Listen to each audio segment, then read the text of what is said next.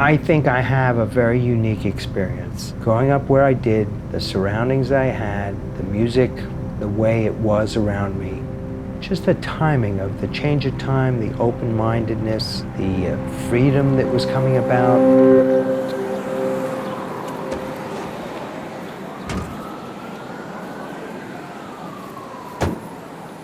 I like to say that I went to Danny Krivit University to get my degree in music.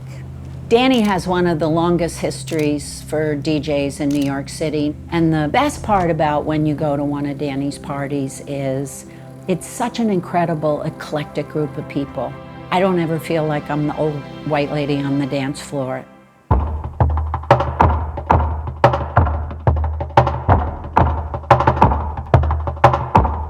There's a level of comfort in him because you know Danny comes very seasoned and you're guaranteed, you know, you can go to some DJs and some DJs run hot and cold. You know, you can go and some DJs, I mean, everyone has a bad night. I'm not saying that Danny's never had a bad night, but what I mean is his consistency far exceeds Danny knows how to play for any crowd.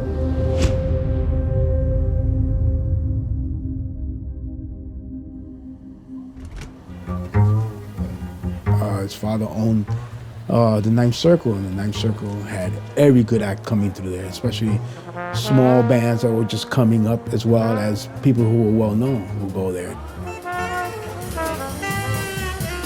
I don't know, I learned a lot of things at the Ninth Circle. Before I even started playing there, I was learning about music and people working there, and really just understanding DJing in a wider perspective, from a step back of this is why something is working, or what crowds are kind of moving towards instead of this particular record or just one sound. I always get excited when I find those records that stick out, seem to be different and like something that will stay that way. I won't get tired of it.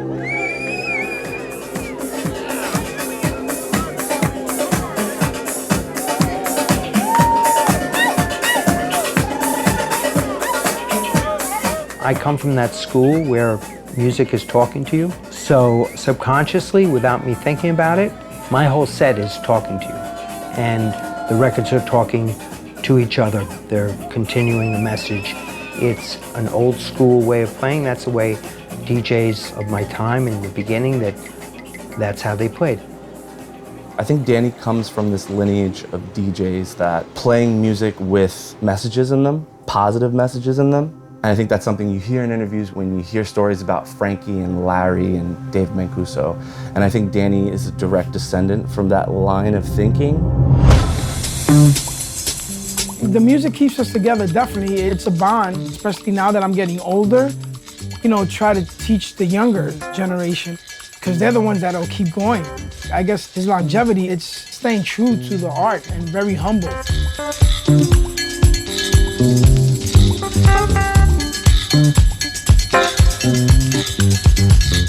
I think my style in general is that I'm really paying attention to the crowd. So I'm on a mission to play what I like and introduce them to things that I like. I take care of their need, and once I have them in that state, then I can maybe push them a little further into what I think they'll end up liking but didn't know it.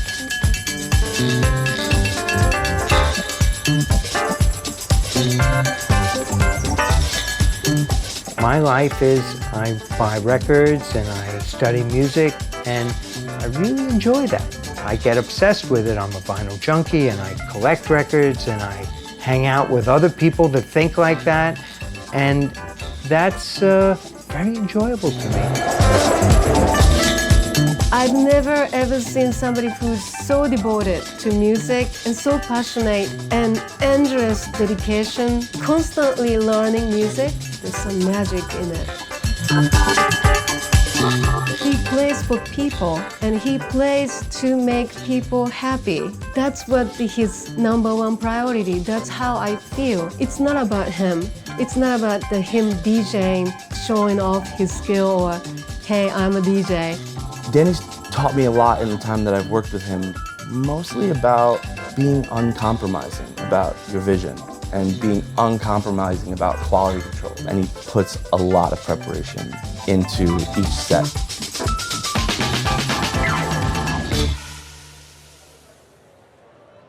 Seven Eight Sessions is something that New York has that no other city in the world has. The music is presented by one person on a monthly basis with a very specific vision. And if you're a young DJ or a young music lover and you want a New York education, 718 Sessions is the most consistent place to first get that education. It's my New York residency all these years that I really care about and I cultivate it. It's not something I just go and DJ at. I do all the flyers and I get involved in all the behind the scene arrangements and things, and it's very much a part of me.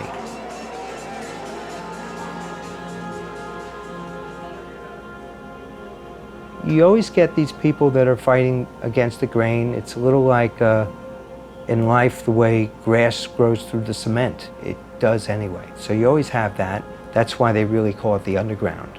These are not the mass of people.